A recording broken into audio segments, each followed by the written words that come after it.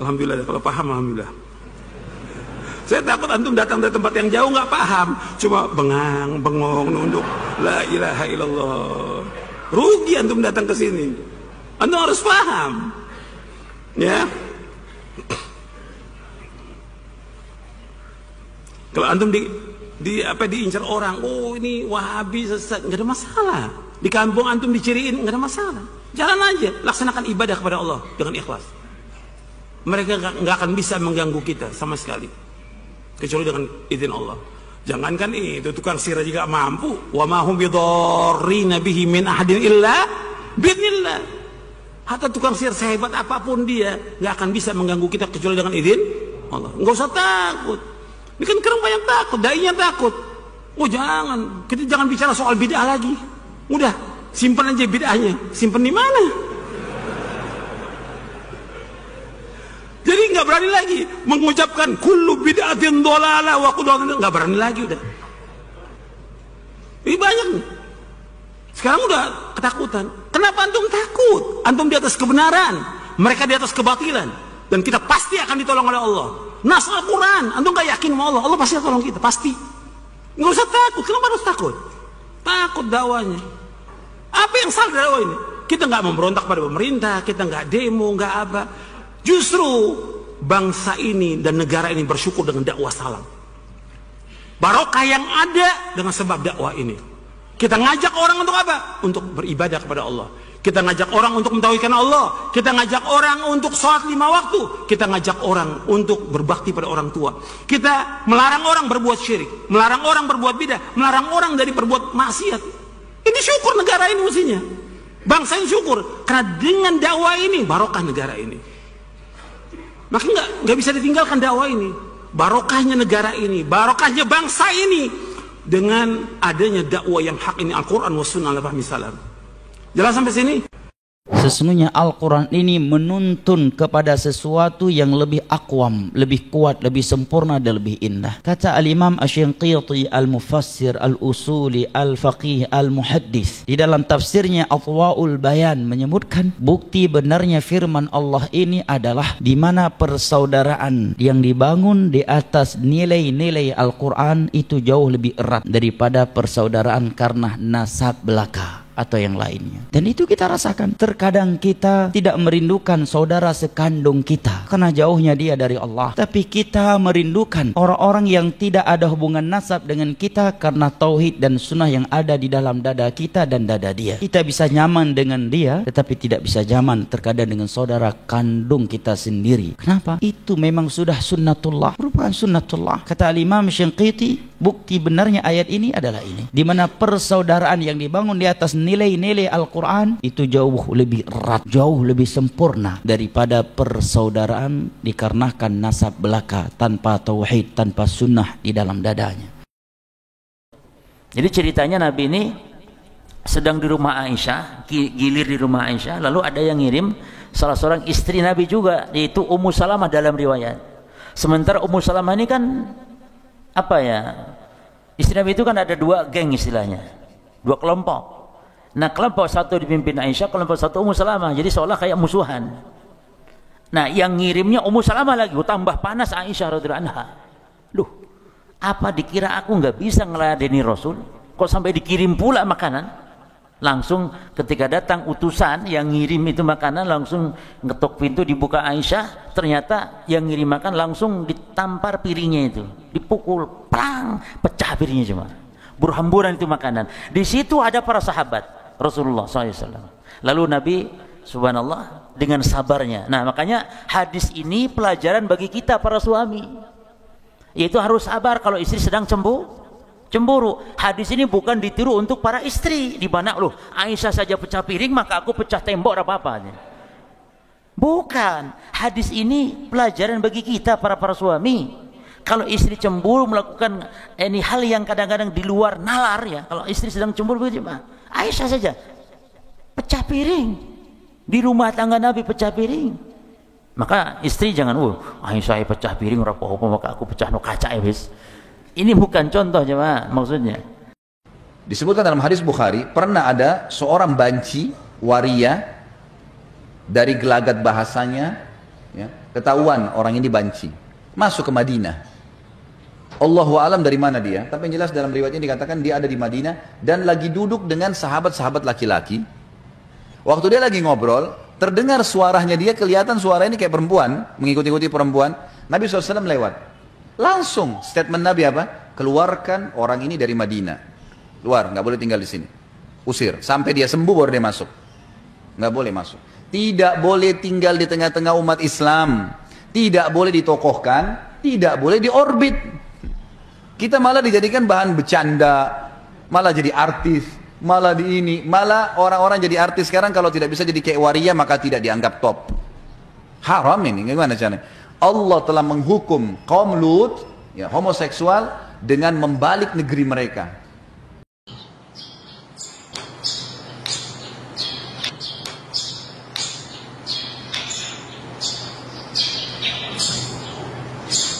Membunyikan jari jemari atau yang dalam istilah bahasa Arabnya adalah farqatul asabi', maka ini perbuatan yang terlarang di dalam solat. Para ulama, imam yang 4 menilai perbuatan ini adalah perbuatan yang makruh, dan diriwayatkan dari sahabat yang mulai Ibnu Abbas, beliau pernah mengingkari seorang yang pernah membunyikan jari jemarinya ketika solat, karena di antara sebab ulama memakruhkan hal tersebut bisa mengurangi kekhusyuan solat.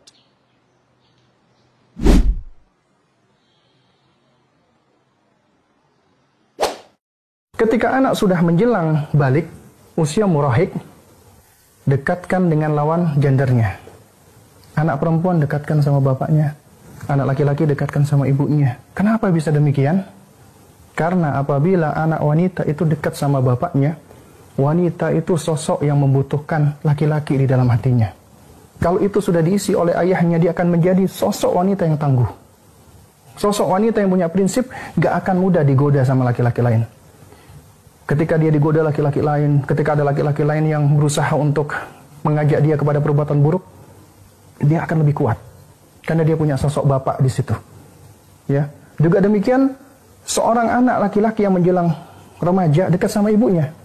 Ketika dia dekat sama ibunya, dia akan lebih berempati sama wanita, lebih menghormati wanita, lebih memuliakan wanita. Karena itu jangan heran apabila kita perhatikan banyak sekarang sebutannya apa?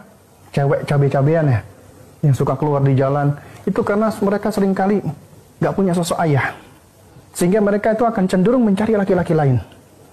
Di dalam hati mereka kosong dari sosok laki-laki, sehingga dia mencari laki-laki lain yang mendekati dia adalah laki-laki yang gak baik. Akhirnya mereka akan ya mudah ditipu dan lain sebagainya. Dan ini adalah suatu perkara yang sangat penting, kita harus bisa perhatikan. Intinya adalah bapak dan ibu itu harus hadir di dalam pendidikan. Yang menjadikan manusia tidak bahagia itu dua hal: sedih terhadap masa lalu yang sudah terjadi dan khawatir terhadap masa depan. Ini yang paling manusia jadikan sebagai momok menakutkan. Itulah yang menjadikan kita tidak bahagia. Ketika kita menerima takdir buruk, gimana doanya ibu? Baca apa? Istirja. Apa itu istirja? Nah, inna lillahi wa inna ilaihi raji'un. Kemudian kita berdoa apa? Allahumma ajurni fi musibati wa akhluf li khairan minha. Makanya dahulu, ini doa siapa nih? Doa Rasulullah. Diajarkan kepada siapa? Ummu Salamah. Ummu Salamah ketika kehilangan suami tercinta Abu Salamah, dia berdoa, Allahumma ajurni fi musibati, Allah berikan aku pahala atas musibahku. Wa akhluf li khairan minha, dan gantikanlah yang lebih baik daripada dia. Akhirnya apa? Akhirnya digantikan yang lebih baik daripada Abu Salamah, itu Rasulullah SAW. Ini testimoni yang luar biasa nih. Kata Ummu Salamah, ketika berdoa demikian diteriak, siapa yang lebih baik daripada Abu Salamah? Lupa dia. Ternyata beberapa hari kemudian, ada yang berapa setelah masa iddah selesai, ada yang melamar, yaitu Rasulullah SAW. Berarti kita harus yakin bahwa kalau tertimpa musibah, kalau kita berdoa demikian, pasti akan Allah berikan pahala atas musibah kita, sekaligus akan Allah gantikan yang lebih baik daripada hal tersebut.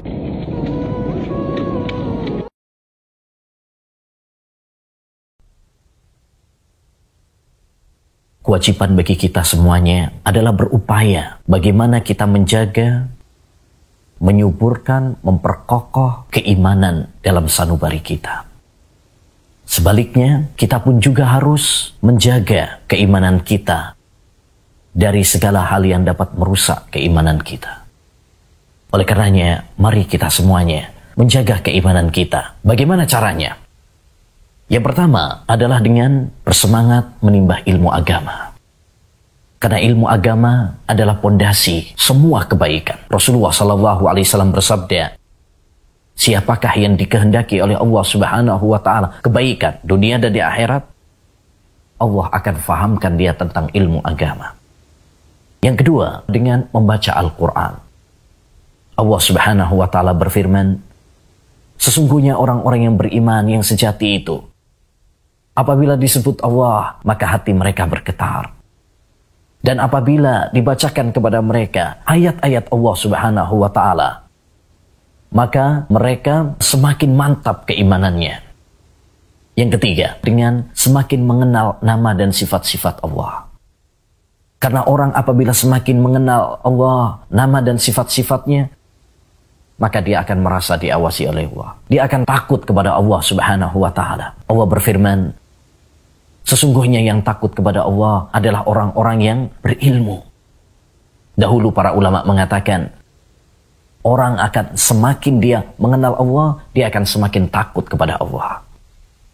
Yang selanjutnya dengan mempelajari sirah Nabi Muhammad SAW dan para sahabat.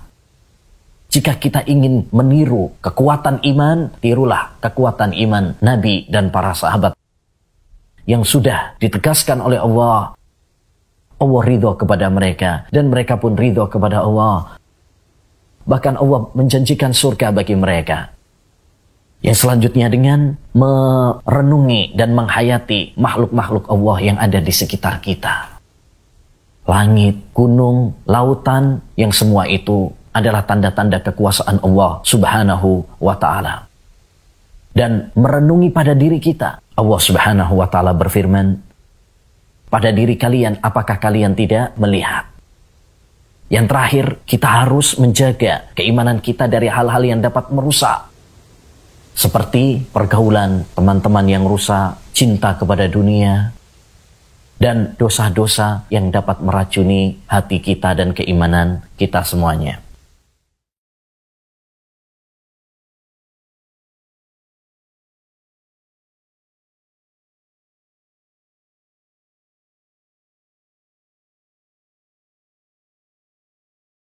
Semua rumah tangga yang terlalu banyak campur tangan keluarga pasti kacau. Pasti kacau. Nggak usah. Orang sudah berumah tangga, anak kita, saudara kita, biarin dia hidup. Jangan campurin. Kalau mereka minta saran, kita saranin. Silaturahim datang, silahkan. Jenguk kalau sakit, silahkan. Hukum syar'i saya jalani. Jangan campuri keputusan rumah tangganya orang. Nggak boleh. Nggak boleh. Saya mau cerai sama istri saya. Saya tanya dulu keluarga saya. Ngapain nanya? Yang tahu butuh atau tidak, salah atau benar kita. Ngapain libatin keluarga? Gak perlu. Apalagi misalnya kita hidup rumah tangga 10 tahun nih, kemudian kita ceritakan kepada keluarga kita atau teman kita yang 10 tahun itu dalam setengah jam, begini. Dia kasih jawaban setengah jam, ceraikan aja. Kan gitu. Salah. Keputusan di tangan kita. Ini teman-teman ya, yang jadi suami sini, keputusan di tangan antum dan patokannya hukum Allah. Istri dukung, kalau baik putusan suami dukung, kalau salah ingatkan. Ini salah bang, ini salahkah, ini salah. Agama Allah menyebutkan seperti ini dengan baik. Ya, mengadakan acara seperti atau tidak adakan itu tidak ada hubungan sama keluarga. Sudah saya sepakat sama istri tidak adakan. Keluarga datang kenapa begini? Ya sudah, ini keputusan kami, tolong hormatin. Begitu, punya prinsip. Seorang muslim harus punya prinsip, dan prinsip dasarnya adalah halal haramnya hukum Allah, bukan keputusan orang. Kalau kita terus terpengaruh dengan perkataan orang, pelim-pelang, susah hidup ini. Bagaimana kalau ternyata malaikat maut datang menjemput kita di saat kita sedang berbuat maksiat kepada Allah? Apakah kamu kira malaikat maut akan tersenyum kepada kamu? Tidak. Kata Rasulullah SAW, Ata'ahu malaikatun sudul wujuh. Didatangi malaikat-malaikat yang wajahnya hitam legam. Mereka membawa kain kapan dari api neraka yang baunya sangat tidak enak sekali. Kemudian datang malaikat maut dengan bentuk yang sangat mengerikan, kata Rasulullah. Lalu ia pun duduk di sisi kepalanya si orang fasik ini dan berkata, Ayyatuhan nafsul khabithah, hai jiwa yang buruk, keluar kamu. Lalu ia pun dikeluarkan nyawanya, seperti mengeluarkan besi yang berduri dalam kailwon yang basah. Sulit, menyakitkan. Kamu siap menghadapi kematian yang menyakitkan seperti itu?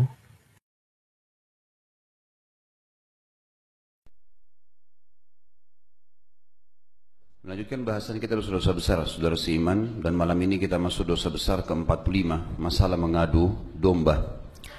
Sebenarnya istilah mengadu domba ini digunakan dalam bahasa kita Indonesia. Kalau bahasa Arab, namimah. Dan namimah atau orang-orang Arab tidak mengenal istilah mengadu domba. Dipakai di Indonesia karena memang ada tradisi di zaman kerajaan-kerajaan dulu. Kita menjadi sebuah hal yang tren, tapi ini sebenarnya negatif ya. Membuat atau mengadu dua ekor hewan seperti ayam dengan ayam. Termasuk yang sering adalah domba dengan domba. Domba umumnya hewan yang sangat baik. Kalau dibiarkan mereka tidak berantem satu sama yang lain. Tetapi jantan domba ini kalau dihadapkan satu sama yang lain dan dielus bagian dekat tanduknya, maka dia mudah untuk terpancing emosi. Maka untuk mengadunya biasanya seperti itu, dielus di bagian antara dua tanduknya dan dihadapkan satu sama yang lain, lalu didorong, lalu kemudian mereka berantem. Di Indonesia digunakan istilah mengadu domba karena domba umumnya tidak berantem kalau sendirian. Tapi kalau diadu dia akan berantem. Dipakailah istilah ini untuk terjemahan namimah. Sementara namimah sebenarnya dalam bahasa Arab adalah orang-orang yang suka mengadu dua pihak atau dua orang sehingga terjadi perseteruan di antara mereka. Itu yang dimaksud. Jadi ini makna daripada mengadu domba. Tentu ini karena istilah kita gunakan di Indonesia, tapi saya coba datangkan dulu maksud dan tujuannya baik dalam bahasa Arab ataupun dalam bahasa Indonesia itu sendiri. Membuat dua pihak teman-teman sekalian berkelahi, berseteru, bermusuhan adalah perbuatan yang haram dan termasuk dosa besar dalam Islam. Dan inilah yang dikenal tadi dengan namimah di dalam agama. Biasanya pelaku-pelaku orang yang suka mengadu domba ini adalah orang yang punya masalah duniawi. Baik dia ingin mengambil istri seseorang misalnya atau suami seseorang, maka dia mengadu antara dua pasangan tadi. Misal dia buat atau dia memanas-manasi si perempuan, si istri agar bisa benci sama suaminya sehingga cerai dan menikah dengan dia. Atau sebaliknya, seseorang memanas-manasi suami untuk menceraikan istri lalu kemudian dia yang menikah sama si laki-laki tadi. Atau misalnya mengadu domba antara bawahan sama atasan atau atasan sama bawahan supaya saling berseteru dan salah satunya akan dirugikan dengan tujuan dia mendapatkan manfaat di situ.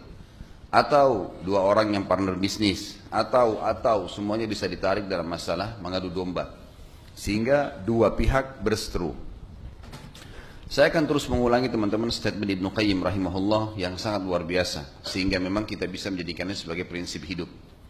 Beliau mengatakan, saya selalu senang dan tenang karena dua hal, dan ini sudah sering saya ulangi. Saya selalu senang dan tenang karena saya tahu ajal saya sudah ditentukan oleh Tuhan saya. Jadi tidak akan pernah bertambah sesaat, tidak akan berkurang sesaat. Kalau 70 tahun ya 70 tahun. Untuk apa saya pikirin masalah ajal saya? Sudahlah, dia akan ditentukan. Sekarang tinggal bagaimana saya beramal. Saya selalu senang dan tenang dengan masalah itu.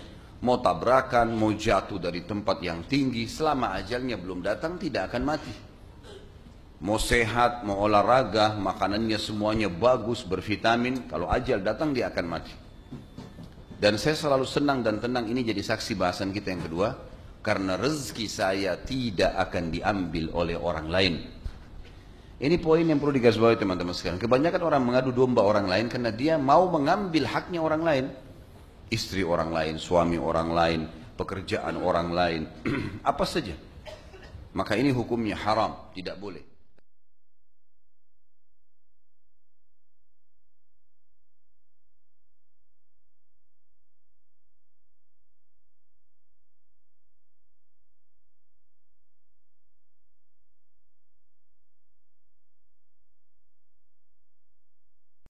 Tauhid.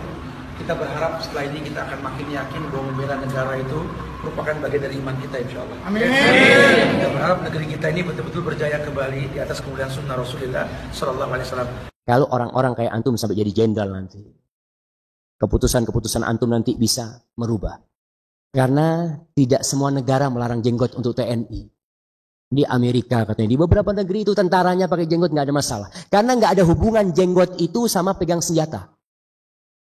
Wah, kalau pegang senjata nyangkut nanti.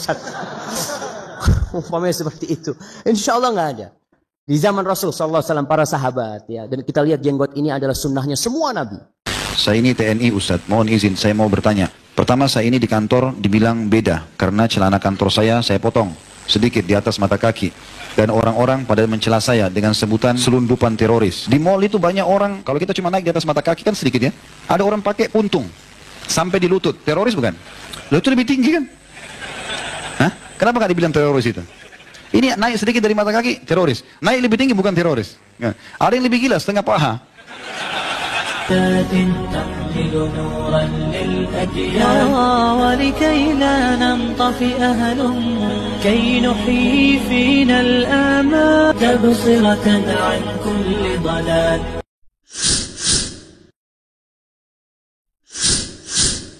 Tolong dicamkan, wahai para pengelola masjid, jangan memutar kotak pada saat khutbah Jumat.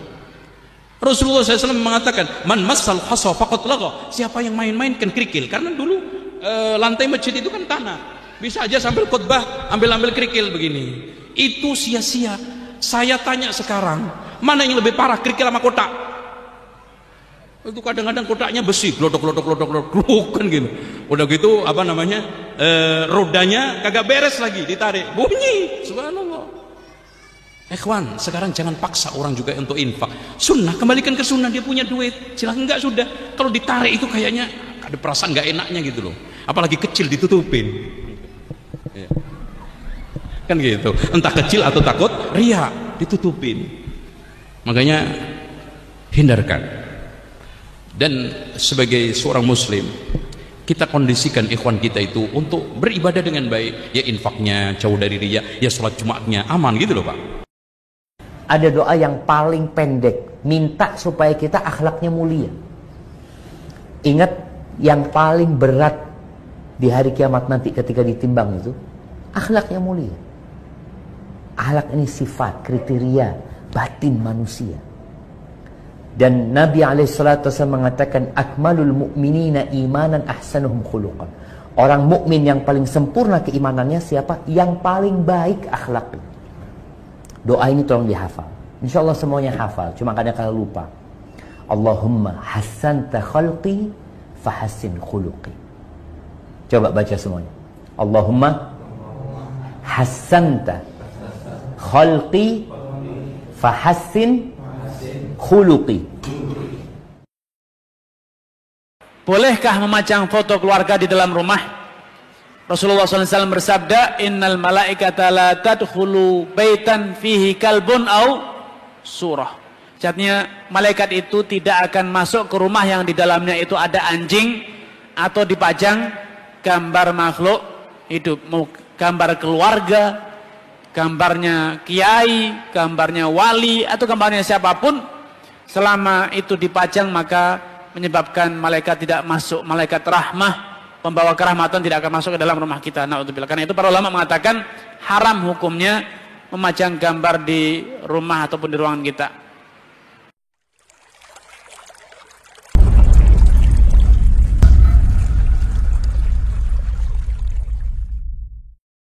Maka kalau pengen nggak terjebak macet di akhirat dari sekarang,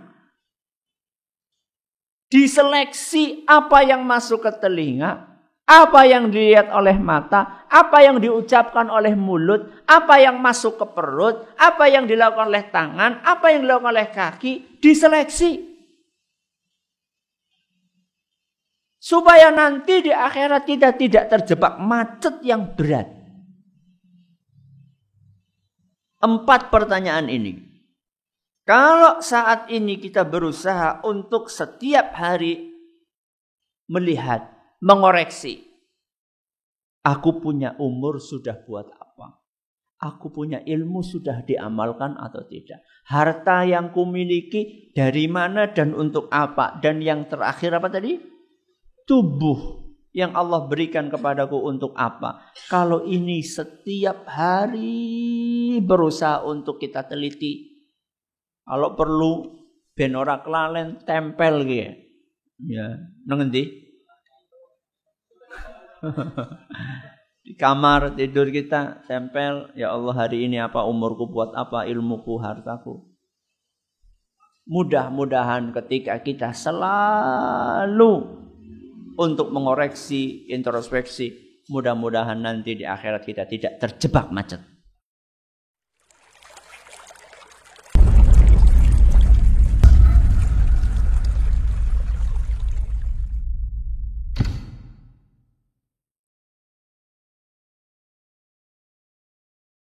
Bagaimana hukumnya 4 bulanan, 7 bulanan saat hamil?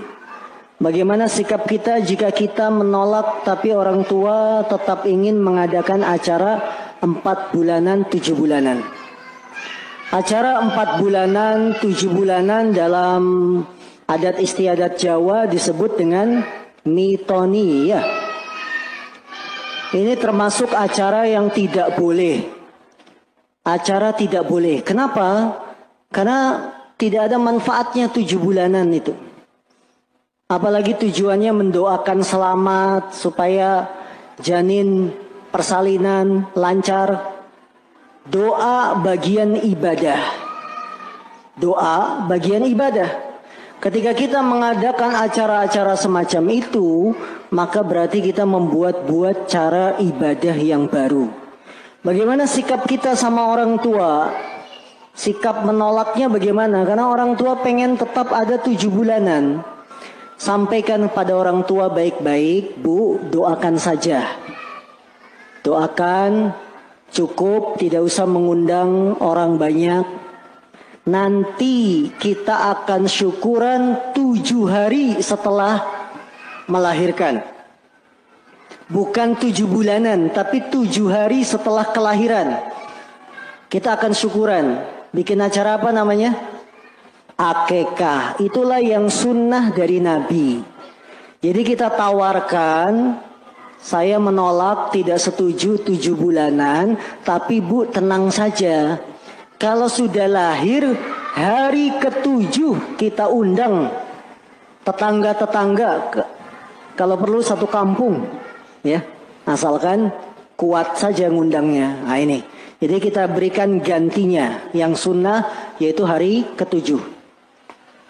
Acara tahlilan ya tidak bisa kita pungkiri ya, dia akui oleh sebagian pendeta Hindu, dan saya pernah dikasih buku tentang masalah itu ketika saya main di Bali. Saya dikasih sama seorang ustadz di sana ya, tentang pendeta Hindu yang menulis buku, dan dia judulnya itu kalau tidak salah tentang tradisi Hindu yang ada di orang-orang Jawa. Maknanya seperti itu. Dia bangga. Dia mengatakan, lihat orang-orang Jawa mengadakan acara ya tahlilan, maksudnya hari ke-3, hari ke-7, hari ke-40, hari ke-100, hari 1000. Itu mereka ambil dari kita. Artinya dia berbangga bahwasanya ada tradisi Hindu yang masih berjalan di kalangan kaum muslimin, di kalangan orang-orang Jawa. Maka ini suatu hal yang tidak bisa kita pungkiri bahwasanya melakukan acara. Kenapa harus hari ke-3? Kenapa enggak hari ke-4? Coba. Kenapa enggak hari 39 kok 40? Coba pikirin. Kenapa enggak hari 47? Kenapa kok hari 100? Kenapa hari 1000? Kenapa enggak hari 975? Kenapa? Ya, apa dalilnya? Kenapa harus dikaitkan dengan hari tersebut?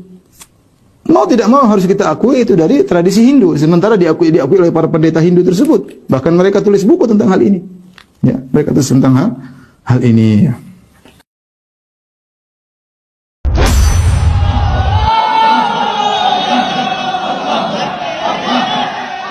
Tawassul yang dilarang. Yang dilarang adalah yakni dengan memohon kepada orang-orang mati dan meminta mereka untuk memenuhi kebutuhan kita, seperti yang terjadi di masa sekarang ini. Perbuatan seperti ini termasuk syirik besar, sebagaimana firman Allah Subhanahu wa taala dalam surah Yunus ayat 106 yang berbunyi, dan janganlah kamu menyembah apa-apa yang tidak memberi manfaat dan tidak pula memberi mudarat kepadamu selain Allah, sebab jika kamu berbuat demikian maka sungguhnya kamu termasuk orang-orang yang zalim. Jadi ingat teman-teman sekalian, jangan minta kepada orang mati. Orang mati itu butuh pada kita, bukan kita yang butuh pada mereka. Jangan putus mereka. Aisyah Ummul Mukminin radhiyallahu anha, wanita suci itu masih hidup puluhan tahun tinggal di rumah beliau, di kamar beliau. Di sebelah ranjangnya adalah kuburan Nabi SAW. Dia tidak pernah Aisyah itu membuka rumahnya dan mengatakan, ambillah tanah kuburan ketiga kuburan ini, terutama kuburan Nabi kalian, taruhlah air supaya berkah, mintalah kepada mereka. Tidak pernah sama sekali. Begitu juga para sahabat tidak pernah melakukannya pada kuburan Nabi SAW. Murnikan ibadah kembali kepada Nabi SAW. Nabi SAW tidak menghembuskan nafas terakhir kecuali sudah mengajarkan semua yang kita butuhkan. Jadi tidak perlu ditambah. Kalau kita tambah seperti kita sedang mengatakan, maaf Rasulullah, saya lebih paham daripada anda. Nabi nggak pernah baca Yasin 3 kali di malam nisfu Sya'ban. Nggak apa-apa kan, bagus. Loh, Nabi mau nggak pernah lakukan. Nabi yang nerima dari langit wahyu nggak pernah lakukan. Nggak apa-apa. Berarti sama saja anda bilang, maaf Rasulullah, saya lebih ngerti. Yang itu. Ini keliru, nggak boleh. Jangan tambah-tambah agama. Biarkan dalam keadaan murni. Sedangkan murni saya sudah banyak sekali yang kita bengkalaikan, apalagi kalau ditambah-tambah gitu. Di bulan Sya'ban. Kalau masalah membaca surah Yasin, ini tidak asing lagi kalau di Indonesia. Semua harus surah Yasin. Pindah rumah Yasin, orang mati Yasin, semua Yasin. Ditanya dalilnya, nggak ada dalil, gitu kan? Hanya karena surah Yasin dikatakan jantungnya Quran. Itu pun hadis yang lemah, karena dalam sanadnya ada orang yang pendusta, gitu kan? Tapi ini diamalkan. Kalau kita mau mengaku pengikut Nabi Muhammad SAW yang murni, maka tidak mengamalkan apa yang tidak dicontohkan oleh Nabi SAW. Apalagi membawa air, kemudian secara khusus dibacakan atau dihidupkan dengan surah Yasin, belum pernah ada contoh. Belum pernah ada contoh. Allahu alam. Saya tidak menyalahkan ya. Yang mau kerjakan itu silahkan. Itu hak dia. Tapi saya pribadi menyarankan, apalagi jemaah yang ikut dengan pengajian saya atau yang mendengarkan ceramah kita,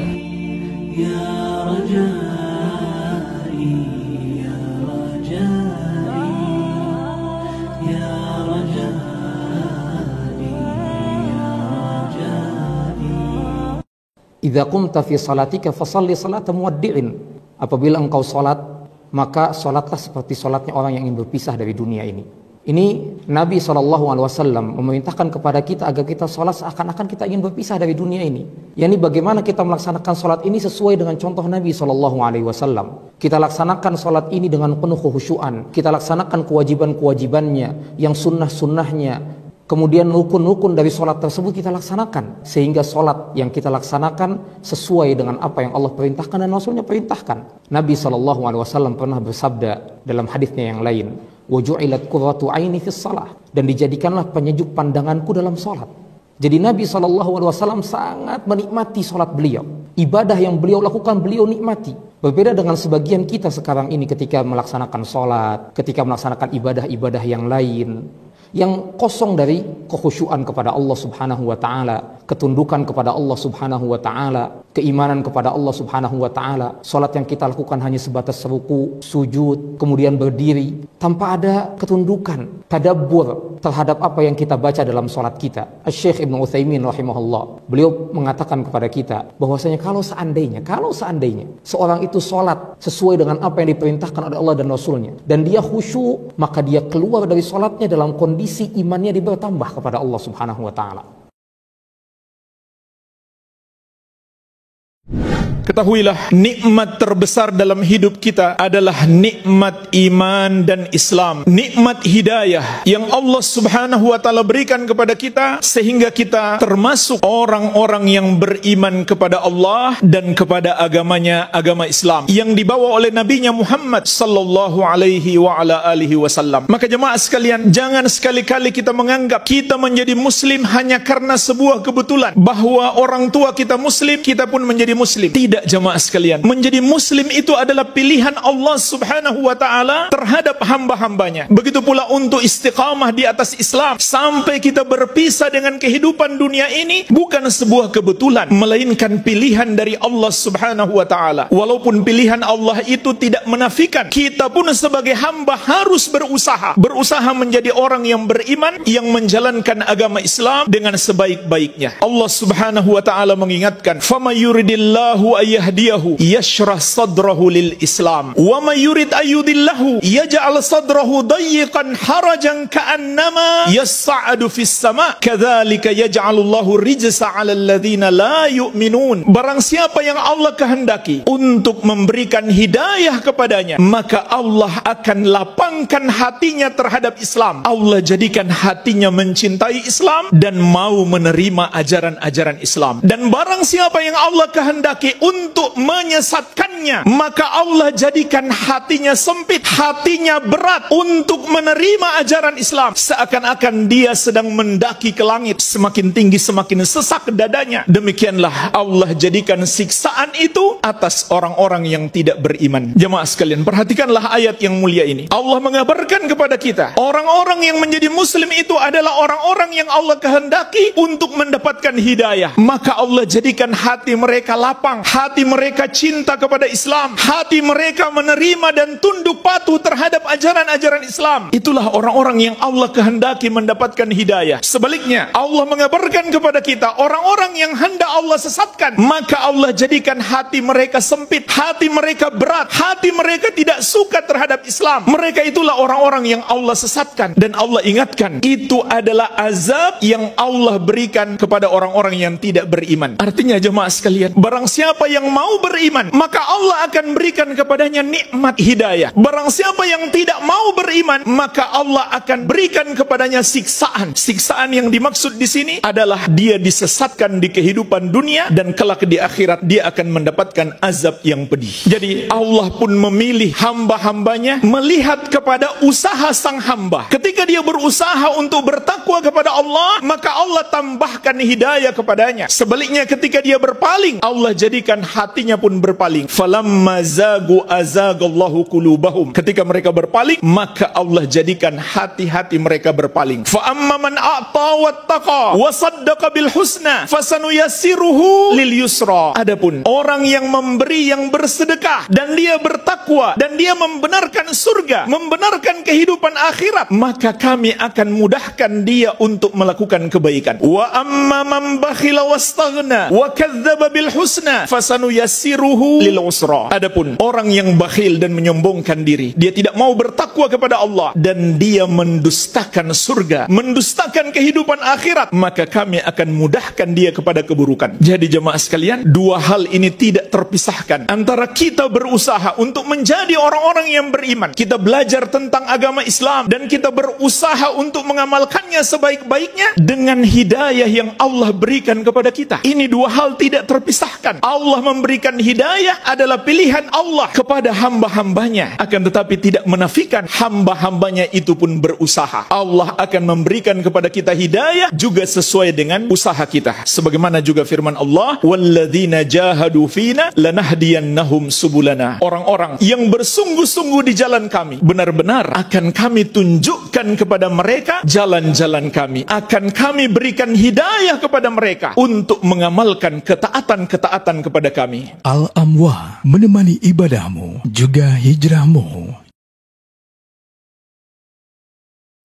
Amal soleh itu adalah amalan yang sesuai petunjuk Nabi Muhammad sallallahu alaihi wasallam yang dilakukan atas dasar ikhlas semata-mata untuk mendapatkan balasan dari Allah Subhanahu wa taala, yaitu balasan surga dan dijauhkan dari api neraka. Berarti orang soleh itu adalah orang yang melakukan amalan-amalan sesuai petunjuk Nabi Muhammad sallallahu alaihi wasallam dan niatnya ikhlas untuk mencari keridhaan Allah Subhanahu wa taala. Adapun amalan yang tidak sesuai petunjuk Nabi Muhammad SAW, maka itu bukan amal soleh, melainkan amalan yang tertolak. Sebagaimana sabda beliau SAW, man amila amalan laisa alaihi amruna fahuwa raddun. Barang siapa mengerjakan satu amalan yang tidak ada padanya petunjuk dari kami, maka amalan tersebut tertolak. Kenapa ditolak oleh Allah Subhanahu wa taala? Karena itu bukan amal yang baik. Sebab Rasulullah SAW juga bersabda, innallaha thayyibun la yaqbalu illa thayyiban. Sesungguhnya Allah Maha baik, tidak menerima kecuali yang baik. Meskipun perasaan kita mengatakan itu baik, meskipun mayoritas manusia mengamalkannya dan menganggapnya sebagai suatu kebaikan, meskipun sudah diwariskan turun-temurun, tapi faktanya amalan tersebut tidak sesuai petunjuk Nabi Muhammad sallallahu alaihi wasallam, maka beliau menegaskan itu adalah amalan yang tertolak. Al-Amwah menemani ibadahmu juga hijrahmu. Maka kita diperintahkan pada hari Jumat ini untuk banyak-banyak bersolawat kepada Nabi alaihi salatu wassalam. Kau siapkan dirimu besok atau mulai malam ini, karena hitungan hari Jumat sejak terbenamnya matahari. Aku mau salawat buat Nabi berapa kali?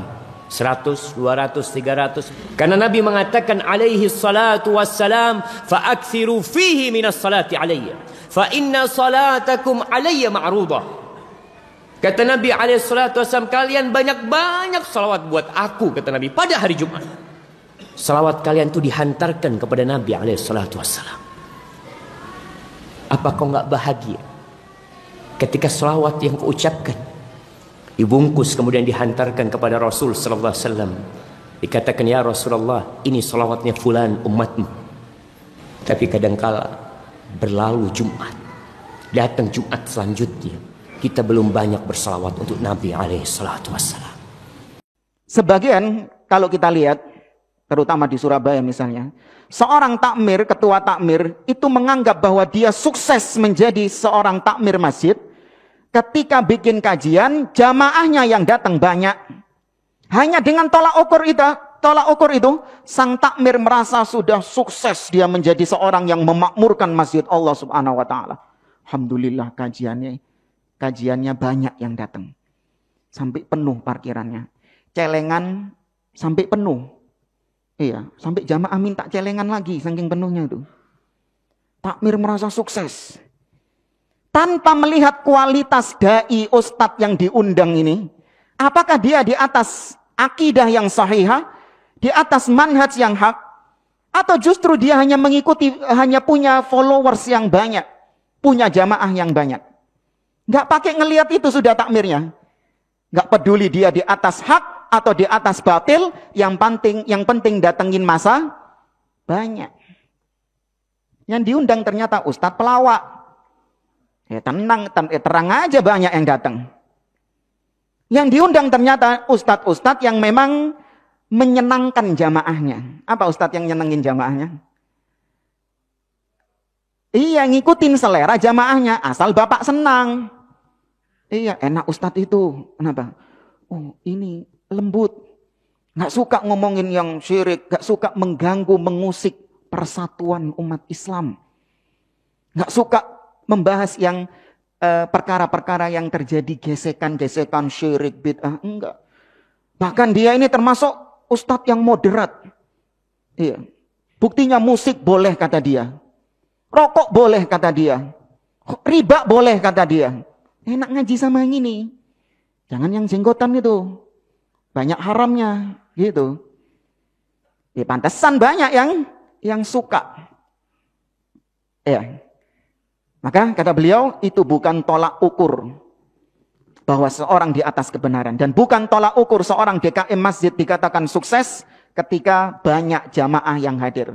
Tapi seorang takmir dikatakan sukses manakala dia benar-benar mengajarkan, berusaha menanamkan kepada para jamaah masjid akidah yang sahihah, tauhid yang hak.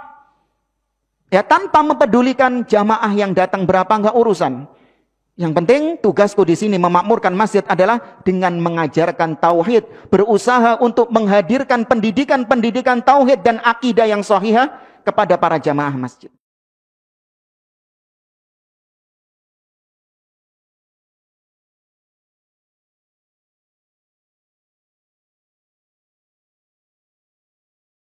Pagi ini kita diberi nikmat oleh Allah, diperpanjang usia. Dari tidur bangun lagi. Kalau Allah tidak membangunkan, adakah yang bisa membangunkan? Allah SWT tidak membangunkan setelah kita tidur tadi malam.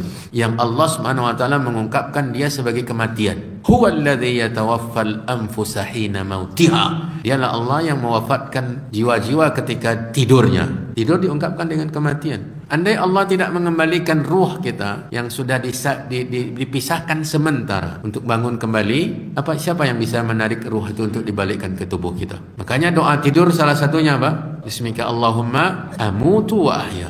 Ada lagi?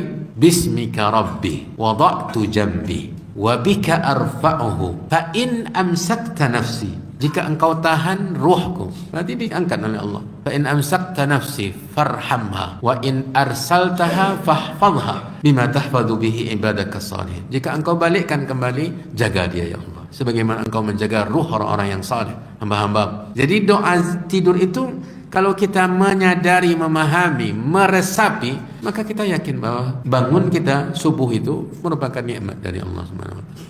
bangun tidak ada yang kurang. Sendi-sendi kita rasanya memang ada rasa sakit, tapi masih bisa kita bangkit dari berbaring, dari baring kita beranjak melangkah ke kamar kecil, kamar mandi untuk bersih-bersih. Kemudian alhamdulillah yang dicerna tadi malam keluar dengan lancar. Kemudian bisa tohara, bisa berwudu, bahkan bisa melakukan ibadah-ibadah di penghujung malam. Kemudian diberi kekuatan oleh Allah, diberi kemauan, diberi taufik, diberi kesadaran untuk menyambut panggilan azan subuh, solat kita di masjid berjamaah, duduk sekarang ini di majelis ilmu. Itu bukan satu dua nikmat, bukan satu dua nikmat. Setiap sendi yang berfungsi itu satu sendinya satu nikmat. Para jamaah yang dirahmati dan dimuliakan oleh Allah. Ketika kita terbangun di tengah malam, ma'asyiral muslimin, ada sebuah hadis Nabi yang ingin kita sampaikan. Dan ini bukan tahajud. Insya Allah lebih ringan daripada tahajud. Dari Nabi kita tercinta Muhammad sallallahu alaihi wasallam, beliau bersabda, "Man ta'arra minal laili." Barang siapa yang terbangun di malam hari. Faqala, ketika terbangun itu dia ucapkan, "La ilaha illallah, wahdahu la syarikalah. Lahul mulku wa lahul hamdu wa huwa ala kulli syai'in qadir. Subhanallah walhamdulillah wa la ilaha illallah wallahu akbar wa la hawla wa la quwwata illa billah." Thumma qal, kemudian diucapkan lagi, "Rabbighfirli, ya Allah ampuni aku." Illa istujiba lahu. Kalau itu terjadi, maka Allah akan ampuni itu, akan kabulkan itu.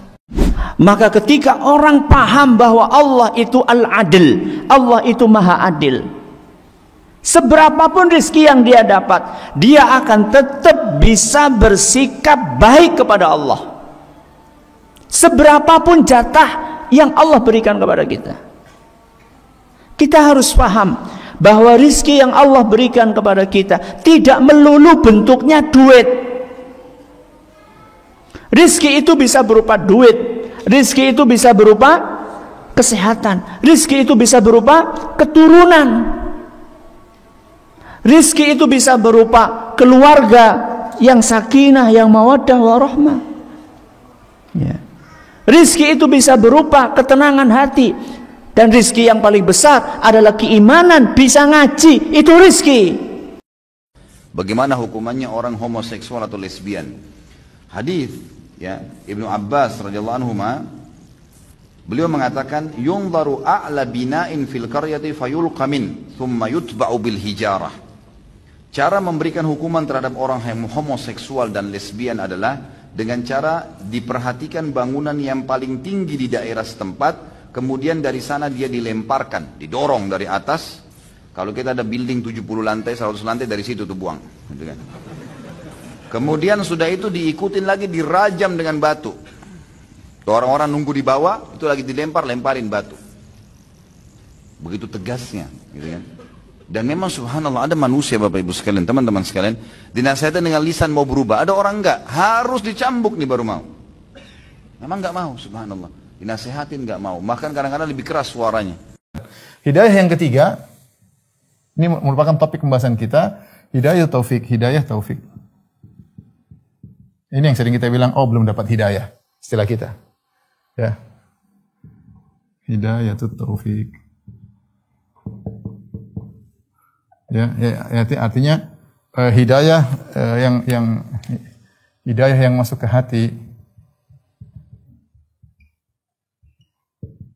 hati untuk melakukan kebaikan.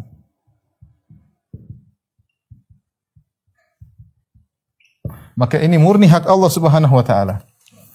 Ini murni hak Allah Subhanahu wa taala.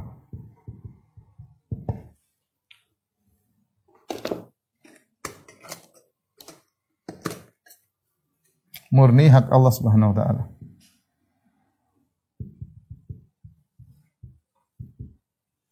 Makanya Nabi SAW tidak bisa beri hidayah kepada pamannya tadi. Innaka la tahdi man ahbabta. Ya. Ayat ini, innaka la tahdi man ahbabta. Engkau tidak bisa beri petunjuk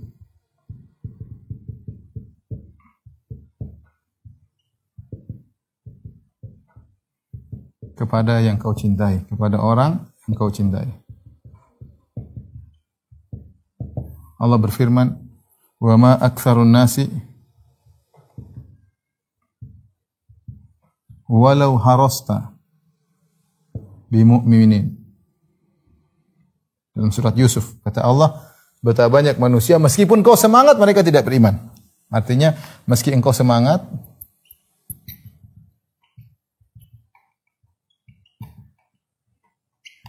betapa banyak orang tidak beriman. Nabi mencintai banyak orang. Secara umum Rasulullah SAW sangat sayang kepada orang-orang Quraisy karena itu kabilah dia. Makanya Rasulullah berfirman, "Wala tahzan alaihim, wala tahzan alaihim." Jangan kau sedih atas kekufuran mereka. Rasulullah sedih enggak ketika orang-orang Quraisy kufur? Rasulullah sedih karena itu kerabat Nabi SAW. Nabi dakwahi mereka yang masuk Islam, tapi ternyata mereka membangkang. Tapi meskipun Rasulullah semangat, hidayah bukan di tangan Nabi SAW, hidayah di tangan Allah Subhanahu wa Ta'ala. Bangun wahai saudara, paksakan diri. Bagaimana bisa anda nyenyak tidur di atas ranjang sementara Allah sedang melihat hamba-hambanya, di mana orang-orang saleh mereka bersaing menyampaikan hajat-hajatnya kepada Allah. Mereka terus bermunajat agar diampuni dosa-dosanya. Bangun wahai saudara, dan cukuplah kelalaian sekian tahun anda lalaikan. Ya, cukup. Kita semua pernah lalai, tapi jangan lalai terus-menerus. Kembali kepada Allah Subhanahu wa Ta'ala. Dirikan sholat malam itu. Ya, orang yang bangun sholat malam mustajab doa. Jadi ini luar biasa. Peluang setiap malam hajat anda bisa anda sampaikan. Ingat Bu, jamak itu tidak khusus untuk musafir. Kalau ibu tidak safar di rumah tapi ibu ada kerepotan, boleh tidak menjamak dua sholat? Boleh. Contoh misalnya sholat. Makanya kata Ibnu Abbas dalam riwayat Nasa'i apa? Jamaah Rasulullah SAW baina dhuhri wal asri. Rasulullah SAW menjamak antara zuhur dan asar di kota Madinah. Min ghairi khaufin wala matar. Dalam keadaan tidak ada rasa takut, tidak pula ada hujan. Ketika ditanya kepada Ibnu Abbas, "Hai Ibnu Abbas, kenapa Rasulullah lakukan itu?" Kata Ibnu Abbas, "Li'alla yuharrij ummatahu." Supaya tidak merepotkan umatnya. Jamak itu disyariatkan di saat ada haraj, yaitu kerepotan. Baik mukim maupun musafir. Sedangkan qasar itu hanya khusus musafir saja.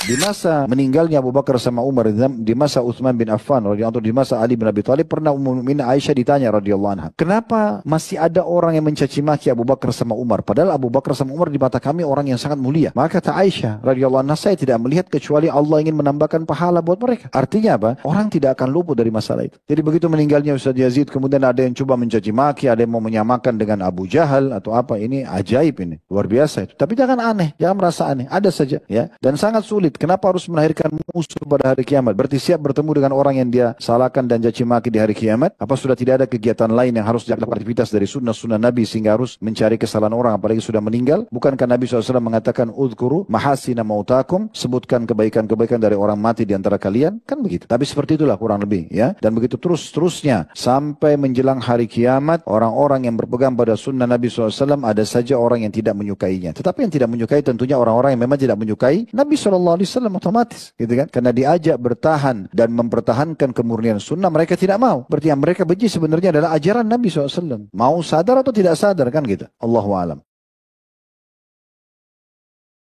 Salah satu di antara waktu yang mulia di dalam agama kita adalah ba'da subuh sampai terbitnya matahari dan ba'da asar sampai tenggelamnya matahari. Ini waktu-waktu yang sangat baik untuk menjalankan aneka ragam ibadah dan zikir. Maka sesungguhnya duduk menimba ilmu itu bahagian daripada zikir. Jadi jangan pernah memahami majlis zikir hanyalah majlis orang yang berkumpul lalu bertasbih, bertakbir, bertahmid, bertahlil, hauqalah dan yang lainnya. Itu juga zikir. Namun yang seperti ini juga adalah zikir, bahkan zikir itu bergantung kepada zikir ini. Dan Al-Quran Allah sebut zikir. Majlis kita sekarang ini, kalau ilmu yang kita pelajari bersumber kepada Al-Quran dan hadis, ini adalah majlis zikir. Inti zikir adalah seluruh yang Allah turunkan daripada ilmu itu adalah zikir. Salawat dan salam kepada Nabi kita tercinta sallallahu alaihi wasallam, yang beliau adalah semulia-mulia manusia, sepintar-pintar manusia, sehebat-hebat manusia yang berzikir kepada Allah Subhanahu wa taala. Sehebat apapun kita berzikir, takkan kita bisa mengalahkan zikirnya Nabi kita tercinta Muhammad sallallahu alaihi wasallam. Apa hukumnya minta didoakan oleh orang-orang yang soleh? Boleh, dan diantara dalilnya para sahabat minta doa dari Nabi SAW ketika Nabi SAW itu hidup. Ummu Darda tahu menantunya namanya Sofwan itu mau pergi haji. Ummu Darda katakan pada menantunya, jangan lupakan saya ketika kamu haji sana, doakan saya juga. Maka menunjukkan boleh minta doa kepada orang soleh dan minta doanya kepada Allah untuk kebaikan-kebaikan yang didoakan tadi. Kamu dulu bandel ya? Kamu dulu begini? Oh, iya. Inilah aku sekarang. Dulu Umar bin Khattab itu pemabuk. Dalam sejarah beliau sendiri pernah mengatakan sebelum masuk Islam, aku tidak pernah meninggalkan satu hari pun kecuali meneguk khamr. Di masa jahiliyah, tiap hari keluar hanya untuk menyiksa umat Islam. Umar tidak akan masuk Islam sampai unta bisa masuk ke lubangnya jarum. Begitu keyakinan orang Islam di Mekah pada saat itu. Sulit sekali, nggak mungkin. Tapi hidayah datang. Masuk Islamlah Umar. Pertanyaan, apakah setelah semua kebencian itu dan masuk Islam, kemudian Islam pernah membahas masa lalu Umar? Nggak. Bahkan para sahabat mengatakan kami mulia semenjak masuk Islamnya Umar. Umar dengan ikhlasnya radhiyallahu anhu, dengan Islam, dengan keimanannya, Allah muliakan. Allah jadikan sebagai mertua Nabi, sebagai sahabat Nabi. Penyebab banyaknya ayat-ayat Al-Quran turun karena Umar. Nabi SAW mimpi Umar memiliki baju yang sangat panjang. Ditanya oleh para sahabat, apa takwilnya Rasulullah? Kata Nabi SAW, ilmu. Nabi SAW waktu Mi'raj ke langit, diperlihatkan istana, berlian yang berongga. Ada perempuan lagi di situ. Lalu bertanya, ini istana siapa? Kata Jibril AS, istananya Umar bin Khattab. Dulu benci sekali Islam ini. Tapi Islam subhanallah tidak pernah melihat masa lalu orang. Islam melihat sekarang ke depan. Optimis. Bersangka baik kepada Allah SWT. Allah akan maafkan kesalahan saya. Saya akan perkuat iman saya. Saya akan menjadi anak muda terbaiknya muslim. Nah gitu. Kira-kira ibu akhir umurnya berapa, Bu? Ibu-ibu yang masih umurnya 40 tahun, akhir umurnya berapa, Bu? Mungkin besok kali, Bu. Atau mungkin bulan depan. Karena yang menentukan umur siapa? Allah. Kita tidak tahu ya kapan kita meninggal dunia. Yang namanya ajal tuh nggak melihat umur, Bu. Ya, ada yang masih muda meninggal, ada yang udah tua umurnya panjang. Hanya Allah yang maha tahu tentang umur. Berarti kewajiban kita ibu-ibu ya untuk senantiasa menambah kebaikan setiap saat. Allah Ta'ala berfirman dalam surat Fatir ayat 37, awalam nu'ammirkum ma yatazakkaru fihi man tazakkara wa ja'akumun nazir. Awalam nu'ammirkum, bukankah kami telah panjangkan umur kamu? Ma yatadzakkaru fihi man tadzakkar, sesuatu yang cukup untuk ingat orang yang ingat itu. Wa ja'akumun nazir, dan telah datang kepada kalian pemberi peringatan. Ibnu Abbas ya mengatakan, bukankah kami panjangkan umurmu sampai 60 tahun? Karena umur umat Islam itu rata-rata 60 sampai 70 tahun. Maka ayat ini menunjukkan ibu-ibu, jangan sampai panjangnya umur kita itu membuat kita tertipu. Panjangnya umur kita itu malah semakin keras hati kita, na'udzubillah. Seharusnya ya semakin tua, semakin kembali kepada Allah. Semakin tua, semakin banyak ketaatan. Semakin tua, semakin dekat ya kepada kebaikan. Harusnya begitu. Makanya Nabi SAW bersabda, Allah a'dzarallahu li'abdin, Allah memberikan uzur kepada seorang hamba sampai umur 60 tahun. Artinya kalau 60 tahun belum taubat juga, belum rujuk juga, biasanya kalau udah 60 tahun, Bu, susah taubatnya itu.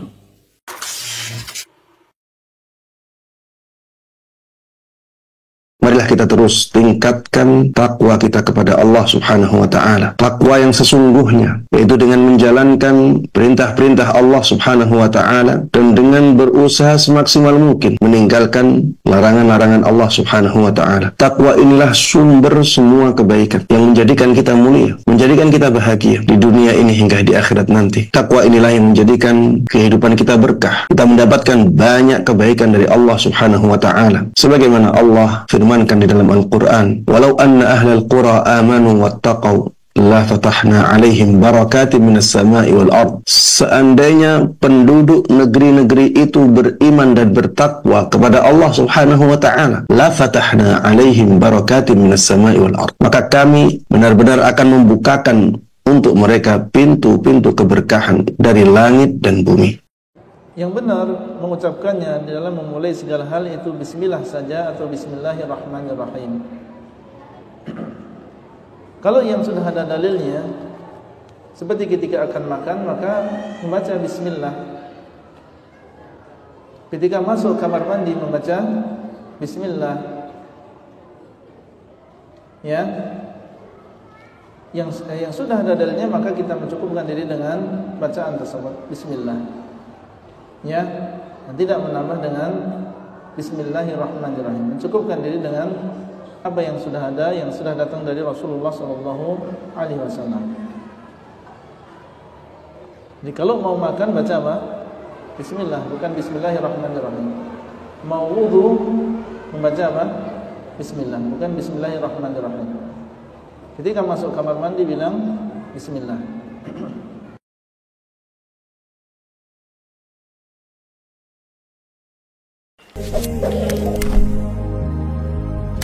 Sallallahu alaihi wasallam.